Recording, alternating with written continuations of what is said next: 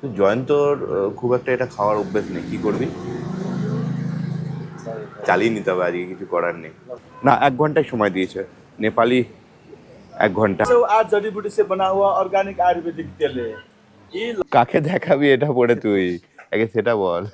আমি যদি পড়ে যাই সঙ্গে সঙ্গে আমাকে ভাসিয়ে নিয়ে চলে যাবে। কতটা ডেপথ আছে আমি জানি না। এই গুহাতে আছে 1000-এরও বেশি বাদুড়, আর অন্ধকার এবং ডিপ। পোখারাকে ভালো করে ঘুরে দেখতে চাইলে অন্তত 2 দিন লাগবে।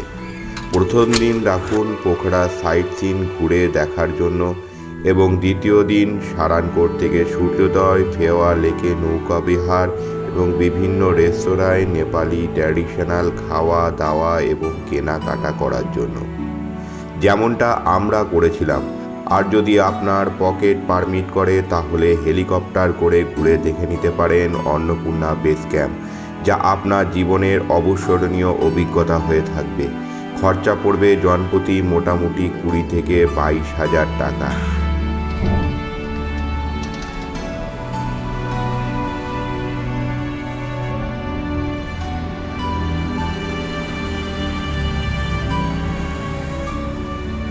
Good morning. আজ 26শে নভেম্বর 2024, আর আমরা এখন আছি নেপালে পোখারাতে আমরা পৌঁছে গেছি গতকাল সন্ধেবেলায়। আপনাদেরকে হোটেলটা ঠিকভাবে দেখাতে পারিনি। আজ সকালবেলায় উঠেই কিন্তু এই হোটেলটা দেখিয়ে দিলাম আপনাদের। হোটেলের বাইরে থেকে ফেওয়া লেক, যেটা হচ্ছে প্রাণ এই পোখারার, সেই ফেওয়া লেকের ভিউ আপনাদের দেখালাম।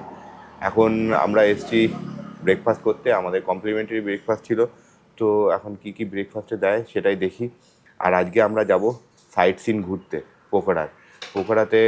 আমরা গতকাল রাতে একটা বাস বলে রেখেছিলাম যে বাসে করে আমাদের সাইট সিন করাবে, আর কিছুক্ষণের মধ্যেই বাস আসবে।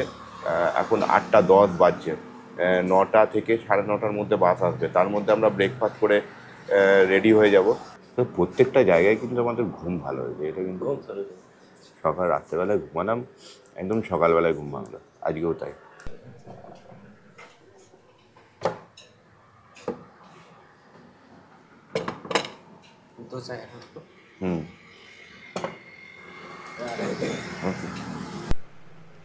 সকালবেলায় আমাদের ব্রেকফাস্ট দিয়েছে। তো জয়ন্তর খুব একটা এটা খাওয়ার অভ্যেস নেই, কি করবি?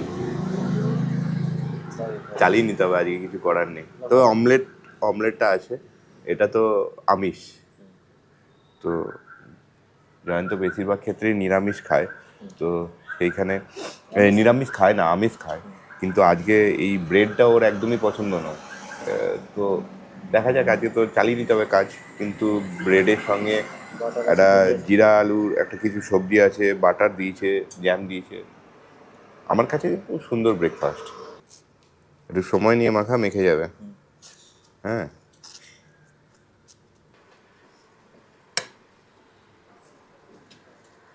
চা চলে এসছে।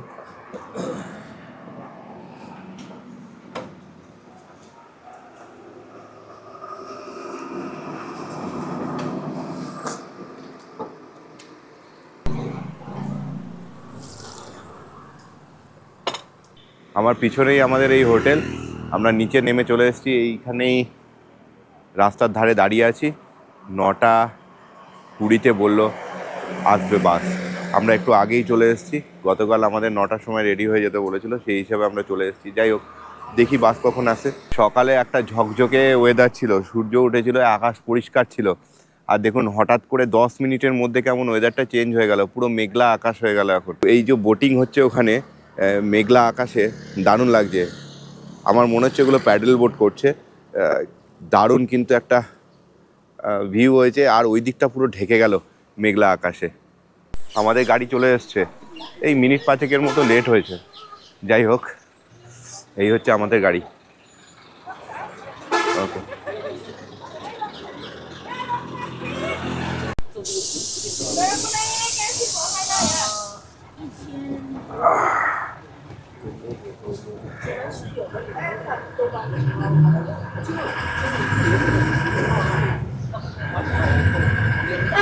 9টা 36 আমরা চেপে পড়লাম বাসে। যাই হোক, চলুন দুগ্গা করে আজকেও বেরিয়ে পড়ি। সব হোটেলের সামনে থেকে পিক আপ করতে করতে নিয়ে যাবে। তারপরে বাস ফুল হয়ে গেলে সাইট সিন করানোর জন্য বেরোবে। আমরা গতকালই এই বাসে করে সাইট সিন করার জন্য বলে রেখেছিলাম হোটেলে। এর জন্য আমাদের লেগেছে 1000 NC। আমাদেরকে এই বাসে করে সব সাইট সিনগুলো ঘোরাবে। সকালবেলা এখানে আমাদের হোটেলের সামনে থেকেই পিক আপ করেছে, আবার বিকালবেলায় আমাদের হোটেলের সামনে এনেই ছেড়ে দেবে। আর আমাদেরকে প্রোভাইড করা হয়েছে একজন গাইড। উনি ওখানে বসে আছেন, উনি আমাদেরকে গাইড করবেন। আই থিঙ্ক আমাদের সব প্যাসেঞ্জার তোলা হয়ে গেছে, এবার রওনা দেবো আমরা। এতক্ষণ ধরে শুধু प्यासेन्जरই চলছিল সমস্ত হোটেলের সামনে থেকে। देखि यहाँ चाहिँ तपाईहरु फेरि आफै आउनु पर्ने हुन्छ, पछि कम्प्लेन गर्नु पाइएन। महादेव के নেপালি, হিন্দি এবং ইংরেজি এই 3টি ভাষাতেই সব বুঝিয়ে দিচ্ছিলেন আমাদের গাইড, তাই চিন্তার কোনো কারণ নেই। এখানে আমাদের দুটো পয়েন্ট আছে, একটা গুপ্তেশ্বর মহাদেব কেভ আর একটা ডেভিলস ফলস। তো এখন ওই দুটোই আমরা দেখতে যাচ্ছি। আমাদের সময় দিয়েছে 1 ঘন্টা 10 মিনিট, না 1 ঘন্টায় সময় দিয়েছে, নেপালি 1 ঘন্টা। এই হচ্ছে গুপ্তেশ্বর মহাদেবের কেভের এন্ট্রি, মেন গেট। আমরা এখন গুপ্তেশ্বর মহাদেবের কেভে যাচ্ছি। সব মন্দিরের মতোই এখানে রাস্তার দুধারে বিভিন্ন রকম দোকান আছে। পূজা সামগ্রী কেনারও দোকান হবে আশা করি।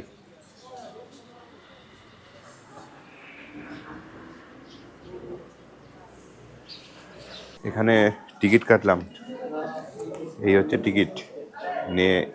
আমাদের ইন্ডিয়ানদের জন্য, মানে বিদেশিদের জন্য 100 NC আর নেপালিদের জন্য 40 NC। চলুন, বেশ কিছুটা এরকম সিঁড়ি দিয়ে নামতে হবে।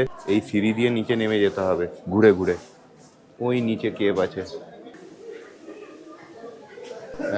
আর এই একমাত্র মন্দির দেখলাম যেখানে জুতো পরে এন্ট্রি আছে।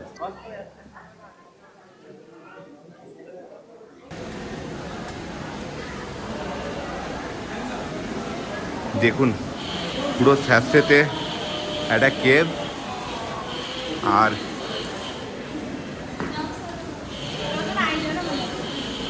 রাস্তা খারাপ নয়, রাস্তা সব ঠিকই আছে। কেভের ভেতরে এখনো পর্যন্ত সব ঠিকই আছে। গুপ্তেশ্বর মহাদেব মন্দিরে ক্যামেরা অ্যালাউ নেই। মন্দিরের পিছন দিক দিয়ে গুহার বেশ কিছুটা যাওয়ার পর একদম শেষে দেখা মেলে দেবী ফলসে। টপ টপ করে উপর থেকে জল পড়ছে।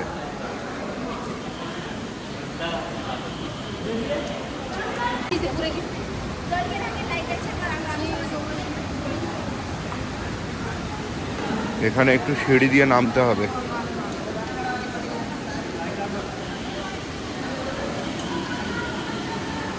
লোহার সিঁড়ি করা আছে।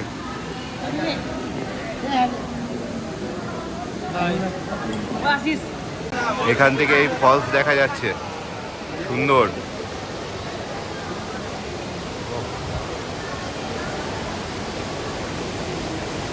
আরও নিচে নামার কোনো অপশান নেই, এখানে নিচে বাঁধানো আছে এরকম নেট দিয়ে, পাথর দিয়ে।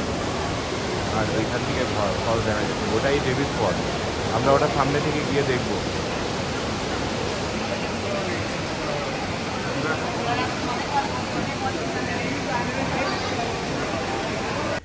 দুটো পাহাড়ের পাথরের ফাঁক থেকে দেবী ফলসকে লাগছিল একদম অপরূপা সুন্দর নারীর মতো, অসম্ভব সুন্দর।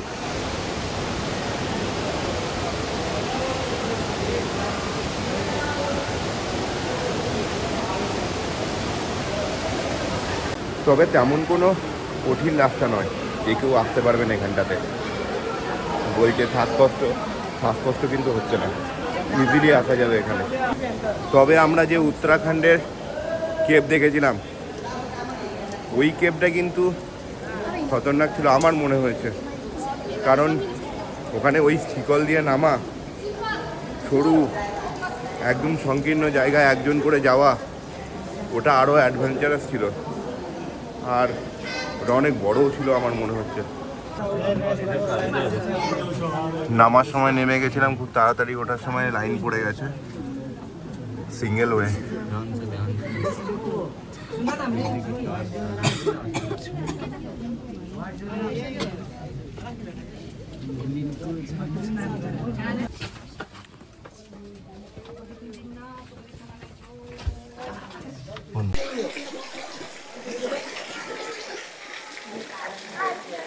আমাদের দর্শন হয়ে গেল। আর ওই গুপ্তেশ্বর মহাদেবের যে মূর্তিটা রয়েছে, পাথরের যে খণ্ডটা, শিবের যে মূর্তিটা রয়েছে, ওখানে ফটো তোলা এবং যে কোনো ফটোগ্রাফি অ্যালাউড নয়। তো তাই জন্য আমরা ওইখানে ফটো তুলিনি, কিন্তু নিচে যে ডেভিলস ফলস আছে ওইখানে ফটোগ্রাফি করা যাবে। ওখানে তো আপনাদের ভিডিও দেখালাম। গুপ্তেশ্বর মহাদেবের মন্দিরের ঠিক উল্টো দিকে রাস্তায় রয়েছে ডেভিলস ফলস। একটু রাস্তাটা দেখে শুনে ক্রস করে যেতে হবে। তা আমরা এখন ডেভিলস ফলসের দিকেই যাচ্ছি। গুপ্তেশ্বর মহাদেবের কেবের যে আমরা ফলস দেখলাম ওইটাই কিন্তু ডেভিলস ফলস। আর এখানে আমরা এর বৃহৎ আকারে রূপটা দেখব। এই ডেভিলস ফলসে ঢোকার জন্য কিন্তু টিকিট করতে হবে 100 NP পার হেড। তো এখানে কিন্তু অনলি নেপালি কারেন্সি অ্যাকসেপ্টেড, এখানে আইসি কিন্তু চলবে না।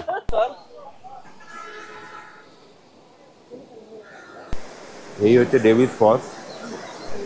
মনসুন সেশনে কিন্তু এই ফলস একদম ব্লুম হয়ে থাকে, এর জলের তোর অনেক বেশি হয় তখন। এই ডেভিলস ফলসের উৎপত্তি কিন্তু ফেওয়া লেক থেকে। এর পরে নিচে কোথায় চলে যাচ্ছে সেটা কারো জানা নেই। এই যে জলটা যে পড়ে যাচ্ছে, 1961-এ কিন্তু এই ফলসের উৎপত্তি একজন সুইস লেডি এটাকে আবিষ্কার করেছিল। এই যে ডেভিলস ফলস সম্বন্ধে এখানে লেখা রয়েছে। এই যে আমরা গুপ্তেশ্বর মহাদেবের কেভ দেখলাম না, এটা সাউথ এশিয়ায় বলছে সব থেকে বড় লার্জেস্ট কেভ।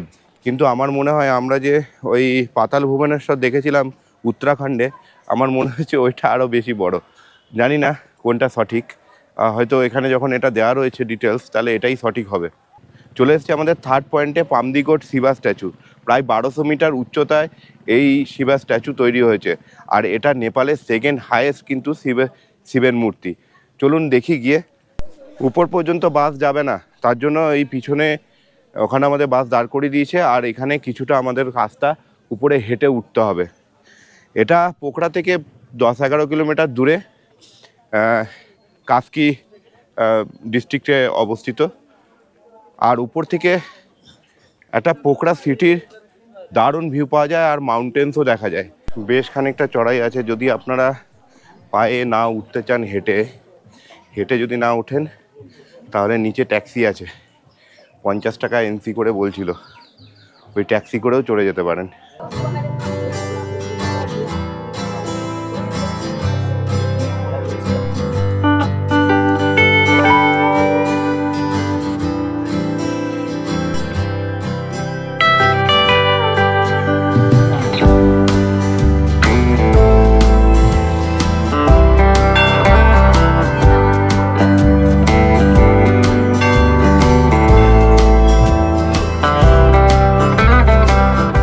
জুতো খুলে উপরে যেতে হবে।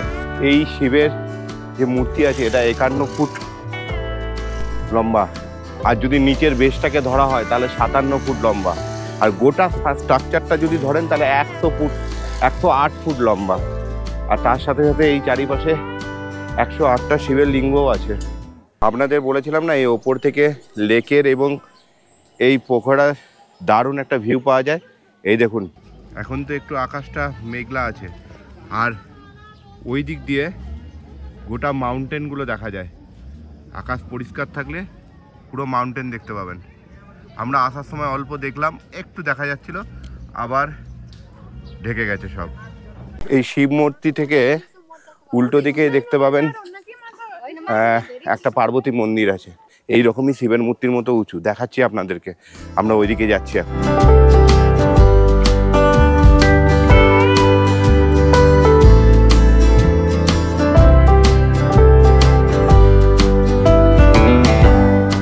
এখানে অনেকগুলো আচারের দোকান আছে।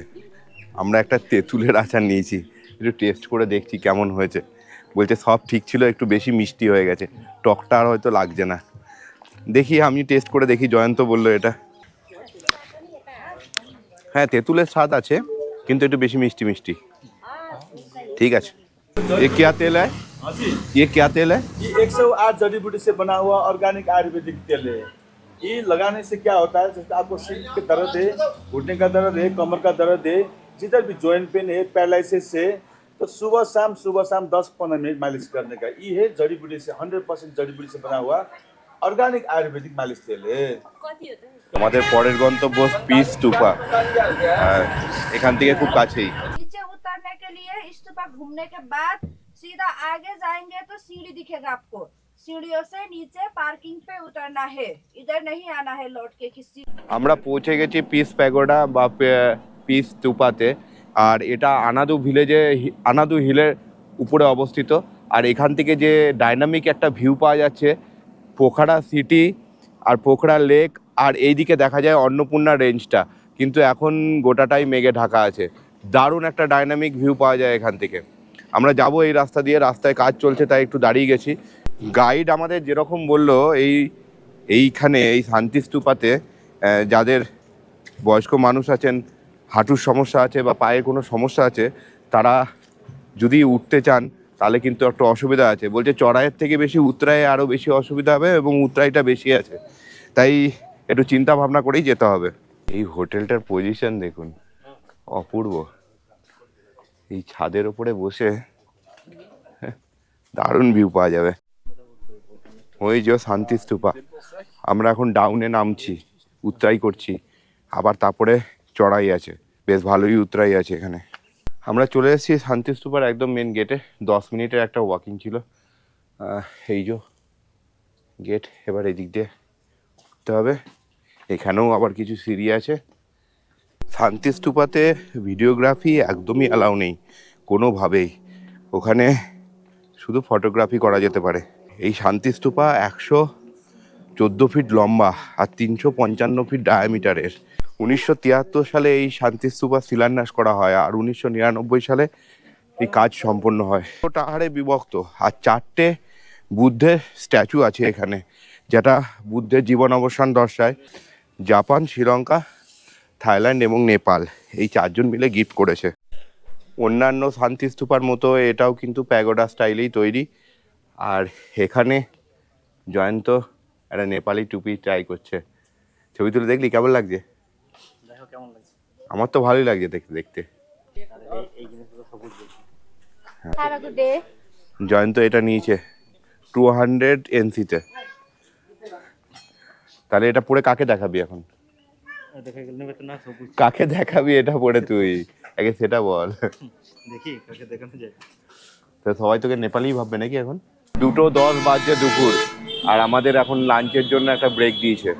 তো আগে লাঞ্চটা করে নি, পেটেও একদম মানে যাতা অবস্থা, ইঁদুর দৌড়াচ্ছে। ওফ, খাবার সিলেক্ট করতে করতে মাথা খারাপ হয়ে গেল। আমরা অনেক খুঁজে খুঁজে খাবার অর্ডার করলাম, একটা চিকেন ফ্রাইড রাইস আর একটা আলুর পরোটা। আমি খাবো আলুর পরোটা আর জয়ন্ত খাবে চিকেন ফ্রাইড রাইস। দুটো মিলিয়ে কত পড়লো? এই হচ্ছে জয়ন্ত চিকেন ফ্রাইড রাইস, এইটার দাম হচ্ছে 220 টাকা NC-তে।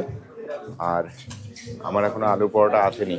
আর এখানে ভেজ থালি পাওয়া যাচ্ছে 300 টাকা করে। মটন থালির দাম আর মেনু কার্ড আপনাদেরকে একবার দেখিয়ে দেবো, তাহলে আপনারা একটা মোটামুটি আইডিয়া করতে পারবেন। পেট শান্তি তো সব শান্তি। যাই হোক, পেট ভরলো। এবার এখানে দুটো পয়েন্ট আছে, একটা হচ্ছে গিয়ে সেতী রিভার আর একটা হচ্ছে আর্মি মিউজিয়াম। আর্মি মিউজিয়ামটা ঠিক আমার এই দিকটাতে আছে, আর সেতী রিভারটা মোস্ট প্রবাবলি এইদিকে আছে। দুটোর মধ্যে যে কোনো একটা, এই যে সেতী রিভার এখানে আছে, তো আমরা সেতী রিভারটা ঘুরে আসি। এই সেতী রিভারে প্রবেশ করতে গেলে টিকিট কাটতে হবে। ইন্ডিয়ানদের জন্য 60 টাকা NC আর নেপালিদের জন্য 30 টাকা করে। এই হচ্ছে সেতী রিভার, জলের ফ্লোটা দেখুন। আমি যদি পড়ে যাই সঙ্গে সঙ্গে আমাকে ভাসিয়ে নিয়ে চলে যাবে। কতটা ডেপথ আছে আমি জানি না। একটা জিনিস বারবার মনের মধ্যে হচ্ছে, কিভাবে এই জায়গাটা তৈরি করলো। একদিকে এরকমভাবে স্রোতে জল বয়ে যাচ্ছে আর নিচে এই এত বড় খাদ, কিভাবে বানিয়েছে দেখুন এই ব্রিজটাকে। এইখানটা দেখুন, এই সেতী রিভারের উৎপত্তি স্থল কিন্তু অন্নপূর্ণা পিক থেকে। অন্নপূর্ণা 3 এবং 4 নম্বর পিক থেকেই কিন্তু বেসিক্যালি এই সেতী রিভারের উৎপত্তি স্থল। আর এটা 202 কিলোমিটার লম্বা। এই সেতী রিভার প্রথমে এই পোখরা সিটির ওপর দিয়ে বয়ে গেছে, তারপরে ত্রিশূল রিভারে গিয়ে মিলিত হয়েছে এবং তারপরে নারায়ণী রিভারে গিয়ে মার্চ করেছে। আমার পিছনে এখানে নেপালি কালচারাল ড্রেস পরে ফটো তোলা যাবে। একজন ফটো তুলতে 100 টাকা নেবে NC। আর যত খুশি ফটো তোলা যাবে। আমরা এসেছি এখন মহেন্দ্রা কেভ বা মহেন্দ্রা গুফাতে, গুহার এন্ট্রি পয়েন্ট। এখানে এন্ট্রি নিতে গেলে টিকিট কাটতে হয়। এই যে টিকিট, সার্চ দেশ যা যা আছে তাদের জন্য 80 টাকা, এই যে 80 টাকা, আর নেপালিদের জন্য 50 টাকা। এই যে কিছুটা সিঁড়ি নামতে হবে, ওপর থেকে কিছু সিঁড়ি নেমে এসেছি, তারপরে এখানটা সিঁড়ি নেমে কেবে প্রবেশ করতে হবে।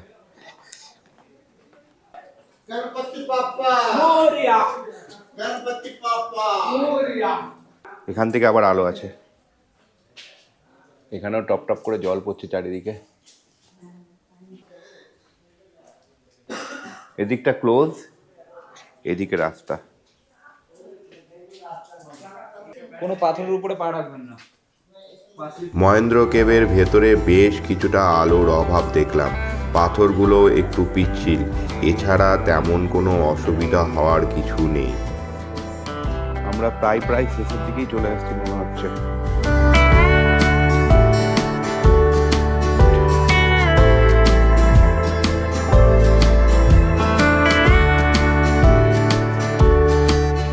এটি 125 মিটার লম্বা একটা গুহা, খুব নর্মাল একটা গুহা।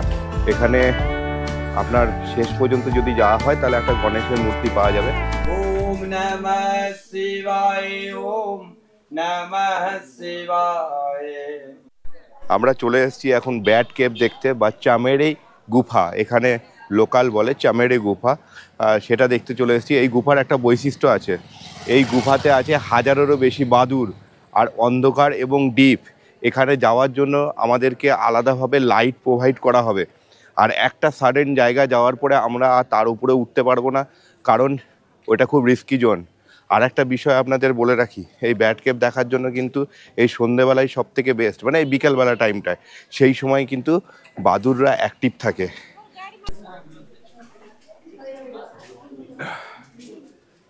এখানে এন্ট্রি নিতে গেলে টিকিট কাটতে হবে, সার্ক দেশের জন্য 80 টাকা আর নেপালিতে 80, এনসিতে। এই যে 5 জন প্রতি একটা করে লাইট দিয়েছে, এরকম একটা এমার্জেন্সি লাইট। পুরো সিঁড়ি আছে, স্যাঁতস্যাঁতে সিঁড়ি। আমাদের বলেছে একটা সাডেন ডিস্টেন্স পর্যন্ত যেতে, তারপরে ফেরত আসতে, নাহলে ওই পর্যন্ত যদি যাই, তারও বেশি যাই, তাহলে রিস্কি জোন, ওটা আমাদের নিজেদের রিস্কে যেতে হবে। এই অ্যাডভেঞ্চার কেমন লাগছে আপনাদের? আমার তো বেশ লাগছে।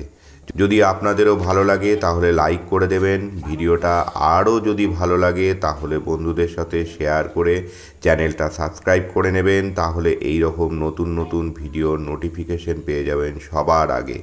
তবে তাতে কোনো জোড়াজুড়ি নেই। কত বাদুড় দেখুন, জুম করে দেখাই আপনাদেরকে, পুরো জায়গাটায় বাদুড় ঝুলছে। ও দারুণ ইন্টারেস্টিং জিনিস, তার উপরে জল পড়ছে টপ টপ করে, ওয়াও।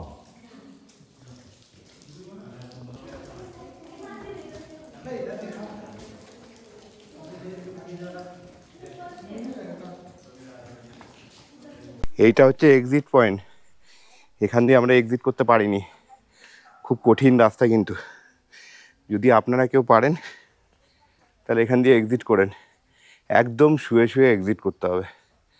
বেরিয়ে এলাম আমরা ব্যাট কেভ থেকে, এটা কিন্তু বেশ ইন্টারেস্টিং, আপনারা এখানে আসবেন আর পুরোটা না যেতে পারেন, মানে আমি বলতে চাইছি যেটা বলছে রিস্কি জোন সেখানে নাই যেতে পারুন, কিন্তু এই পর্যন্ত যাবেন, এটা ঠিকঠাক, এখানে যেতে কোনো অসুবিধা নেই। সেই সকালে আমরা বেরিয়েছি, এখন এবার বিকেল হতে চলল, সূর্য প্রায় অস্তাচলে, আর কিছুক্ষণের মধ্যেই অন্ধকার নেমে আসবে। আর এই অন্ধকার নামার আগে আমরা দেখে নেব আজকে আমাদের সাইট সিনের শেষ পয়েন্ট, এই বিন্ধ্যবাসিনী দেবী মন্দির আমাদের শেষ পয়েন্ট। বিন্ধ্যবাসিনী দেবী মন্দির চত্বরে ওঠার লিফট থাকলেও তা বিকল থাকার কারণে আমরা সিঁড়ি চড়েই উঠি। বিন্ধ্যবাসিনী দেবী মন্দিরে মহাদেবের মন্দিরের ভেতরে হচ্ছিল মন্ত্রোচ্চারণ, সেই ভিডিও তুললেও আমার কলার মাইকটি অন করতে ভুলে যাওয়ার কারণে কিছুই রেকর্ড হয়নি, যা অসম্ভব সুন্দর লাগছিল। এই হলো বিন্ধ্যবাসিনী দেবী মন্দির। আজ থেকে প্রায় 260 থেকে 70 বছর আগে তৎকালীন নেপালের রাজা স্বপ্নাদেশ পান এবং বিন্ধ্যাঞ্চলে মানে এখনকার উত্তরপ্রদেশ থেকে মায়ের মূর্তি আনার জন্য লোক পাঠান। ফেরার পথে এখানেই রাত্রি যাপন করে। পরের দিন সকালে কাঠমান্ডু যাবার সময় মায়ের মূর্তি ওঠাতে গেলে আর ওঠাতে পারেন না। তারপর রাজার নির্দেশেই 1760 সালে এখানেই মন্দির প্রতিষ্ঠা হয়। নবরাত্রির সময় এই মন্দিরে হাজার হাজার ভক্তদের সমাগম হয়। মায়ের নিত্য পুজো হয় নিয়ম মেনেই। এখানে রয়েছে রাধা কৃষ্ণের মন্দিরও। এই বিন্ধ্যবাসিনী দেবী মন্দিরে বিন্ধ্যবাসিনী দেবীর পুজো হয়। বিন্ধ্যবাসিনী দেবী আদতে ভগবতী বা পার্বতী। নবরাত্রির সময় কিন্তু এই মন্দিরে খুব ভিড় হয়। আর পোখরার এটা সব থেকে পুরানো মন্দির। মন্দির চত্বরটা বেশ সুন্দর, আপনারা যদি আসেন খুব ভালো লাগবে। ভিডিওগ্রাফি অ্যালাউ নেই, তাই আমি কোনো ভিডিও ফটো তুলতে পারিনি বিন্ধ্যবাসিনী দেবীর। এবার আমাদের আজকে এখানেই পোখরা সাইট সিন সম্পন্ন হলো। এবার আমাদেরকে নামিয়ে দেবে ফেওয়া লেকের ওখানে, আর ফেওয়া লেকের ওখানেই আমাদের হোটেল আছে, তো অসুবিধা কিছু নেই। যদি চাই কেউ তাহলে ফেওয়া লেকটা পায়ে হেঁটে এখন ঘুরতেও পারবে। সেই জন্যই ফেওয়া লেকের ওখানে সবাইকে নামানো। এইটা কিন্তু আমাদের যে সাইট সিন করিয়েছে তার মধ্যেই ফেওয়া লেক। তো ফেওয়া লেককে তো আলাদা করে ঘোরাবার কিছু নেই, আর সব হোটেল ফেওয়া লেকের ওখান থেকেই সবাইকে পিক আপ করেছে, তাই জন্য ফেওয়া লেকের ওখানেই সবাইকে আবার নামিয়ে দেবে।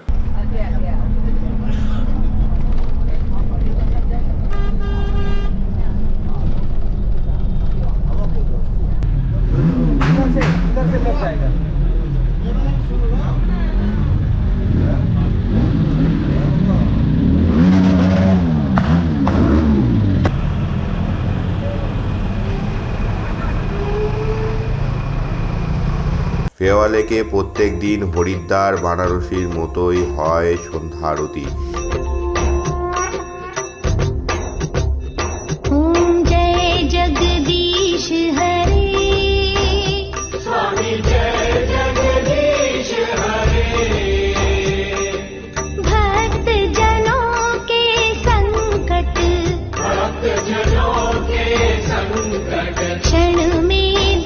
এই ছিল আমাদের পোখরা সাইট সিন।